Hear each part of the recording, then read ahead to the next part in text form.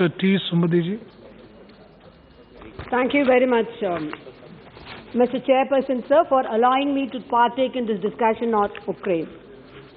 So the war will end, the leaders will shake hands, the old woman will keep waiting for her martyred son, that girl will wait for her beloved husband, and those children will wait for their hero father.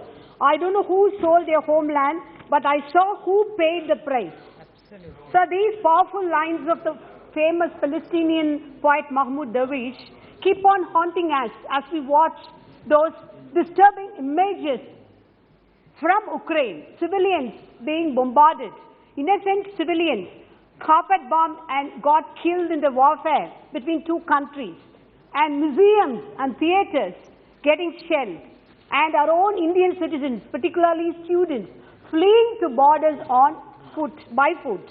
And more recently, the ghastly scenes of 410 dead bodies of the civilians unearthed, and those who were ruthlessly killed by the troops, which was a family of a woman mayor of Thamizhachi, who were buried in the pine yard. We are all heartbroken, sir. And war is one word which needed to be abolished from the dictionary itself.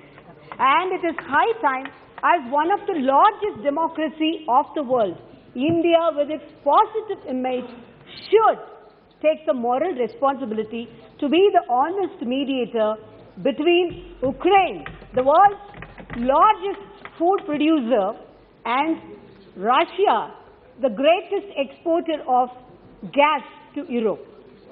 Sir, the West may criticize us, sitting on the fence and as a mute spectator, shaky, but we do understand that India has to adopt a diplomatic tightrope walk with its time-tested relationship with Russia. For all along, we have nurtured a pro-Russian sentiment, and we do understand that. And that on one side, and our membership in the US-led Quad Alliance on the other side. And also it's fear about the China, Russia, Pakistan axis, a discomfort closer home, but still the whole world looks up to us that we have to adorn the role of a real negotiator, honest negotiator in the real sense of the term. Sir, before proceeding further, I would like to pay homage to a dear Indian student who has lost his life in the war, and I share the grief with the family members. And also, as a concerned citizen and member of the Parliament, I would like to congratulate the efforts taken by our Union Minister for the External Affairs, Minister,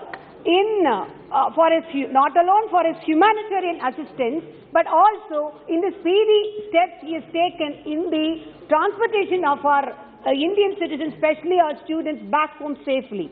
Sir, our minister in a statement in Rajya Sabha had issued a statement, and he has told in that 90 tons of humanitarian assistance has been given, and he is planning to give more, especially medicines. I thank him also for having honored the request of our dear Chief Minister, who has taken proactive steps in this. Sir, the UN Secretary General Antonio Guterres has said, our world is facing a moment of peril, and as a responsible Chief Minister, our Chief Minister of Tamil Nadu, Thalapathy M.K. Stalin, has viewed the situation. More than 5,000 Tamilian students got stranded in Ukraine. So viewing the situation within its limited capacities. So foreign policy is the union domain. So within its limited capacities, he wrote a letter to you requesting the immediate evacuation. Not only that, he had also constituted a committee comprising MPs, MLAs, IAS officers, and appointed a nodal officer also to coordinate between their relatives and help those students with the financial aid also in the border countries, along with the tying up of the diaspora. And apart from this, the state government are also opened a 24/7 help desk in the Podihai Illam in New Delhi. So it is the responsibility of the Indian government as well also to take proactive steps. While we appreciate the Operation Ganga, as Mr. Manish Tiwari had pointed out, much of self-boosting propaganda had been done online with that, but we appreciate the efforts, but there are a few lacunas in it. Sir, I would like to point out to the Union Minister through you that the operation done was not an evacuation, it is a transportation. Sir, lastly, our students were told they had to reach somehow to the border, either by walking on foot or by commuting through local trains or buses. No assistance was given to them except advices, and that is the lacuna I would like to point out to the Honorable Minister, sir. Also, our Prime Minister, while taking stock of the situation, emphasized Make in India in medical education, and to quote him, he said, I quote, "Can't our state governments make good policies for land allotment in this regard?" Unquote. Sir, it's not the question of just allotting land. It is the question of allowing opportunities for the students from marginal and weakening sections to enter into medical colleges, and that is why Tamil Nadu strictly resists the need in back home. Sir, in the last 5 years, an average of 16 lakh students appear for the NEET exam, but only 120 make it to the 562 medical colleges in India. It is not just those who score 200 out of 300 in NEET choose to go to foreign universities, but those who score 90th percentile in NEET are also opting to go out. Also, like other competitive exams in India, the cutoff for NEET rises dramatically. That is why we vehemently oppose this. Sir, the Indian medical students who have been now transported to India are facing an abyss now. There's no future for them. It looks very volatile because the NMC regulation says medical graduates from a foreign university will have to complete their education from a single institution. Now that's a problem that they have to face. Government need to take redressal measures for that. And also, the union government should take remedial steps regarding the foreign medical graduate examination, FMGE. It can be advanced and final year students can be appointed on duty. Sir, while this is a local scenario, sir, 2 more minutes. Local scenario, I'm the only speaker, please, sir. This is a local scenario. The issue is much more larger. Sir, the Asian Aid says the Russian forces finding increasing Ukrainian resistance are following the Syrian playbook of attacking hospitals, schools and civilians, including women and children in a war of attrition. Sir, while we understand that our External Affairs Minister has repeatedly reiterated that India respects the international order and the sovereign territory as well as the integrity of the borders, we have to also take up the moral responsibility of who is the oppressor and who is on the other side of the war.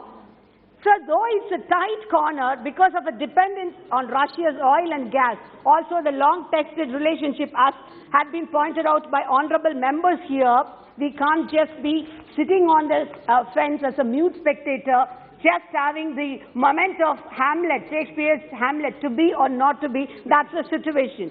So our BJP as well as our government always profess about Vasudhaiva Kudumbakam. If the whole world is the family, when Ukraine is part of one of the world's family, is it not a moral responsibility to go and give a helping hand to Ukraine? Also, our Prime Minister has many times reiterated that India is Vishwa Guru, the world's teacher. And I would like to quote Professor Pullappari Balakrishnan's statement here. He says, a teacher is granted respect for speaking truth to power. India marks her chosen self-image by refusing to speak the truth. So, sir, they say everything is fair in the game of war and love, but you cannot justify war in any sense of fairness in it. So, sir, I would like to share few points to highlight why it is an unfair war, sir. The first point is, the Russian president has so long, he has been ironically justifying this aggression, saying that he is going to denazify Ukraine. Sir, it is a fiasco. Ukraine has embraced the Nazi Germany in 1940s, carried out by the Russian then, and our Ukraine President Zelensky's father was also a victim of that cruelty. And Ukraine is a UN member state, and declared war on it by a permanent member of the Security Council is itself a violation in the UN Charter. The International Court of Justice has condemned it, and a very important point, sir, I would like to inform you, through you to the Union Minister, the Indian judge on the International Court of Justice, I debar from referring his name, he has also voted against Russia. And India has also breached the BRICS resolution, which it had passed unanimously in its New Delhi declaration, as quoted in the Hindu 21st March. Sir, Ukraine, as pointed out by the honourable member, Mr. Tiwari, gave up the nuclear arsenal after signing the Budapest Memorandum on the basis of the security given by the veto-holding permanent members. Now, it is also a breach on that. Sir, as pointed out by Professor Vinay Kaura, I quote, "Those in India echoing Russian resentment against the eastward expansion of NATO are reminded by a Western analyst that a NATO-Russian Council has been formed especially to alleviate Russian concerns, and that Russia was recognized as one of the world's leading industrial powers through a formal admission into its elite G7, not on the basis of industrial might, but to soften its bruised super ego." Unquote. Yes, Sumati, no, last point, sir. I would sum up with the following observation of G.N. Devi. I quote, "Today, India stands in a splendid international isolation because it has not only come a long way from Nehru's non-alignment policy, but also forgotten that Nehru's non-alignment in external affairs was organically linked to his idea of a non-partisan secularism in home affairs. And therefore, rarely did either of them sound hollow in his case." Unquote. Sir, also India has not officially discarded the Panchashil principles, not yet, though it has moved from its non-aligned posture during the Cold War to its multi-alignment in the 21st century of that. Yes. Sir, I also just like to conclude again by Devi by quoting a passage by the writers in an open letter which was released by the PEN International. They say, I quote, "There can be no free and safe Europe without a free and independent Ukraine. Peace must prevail." Thank you very much, sir. Very good.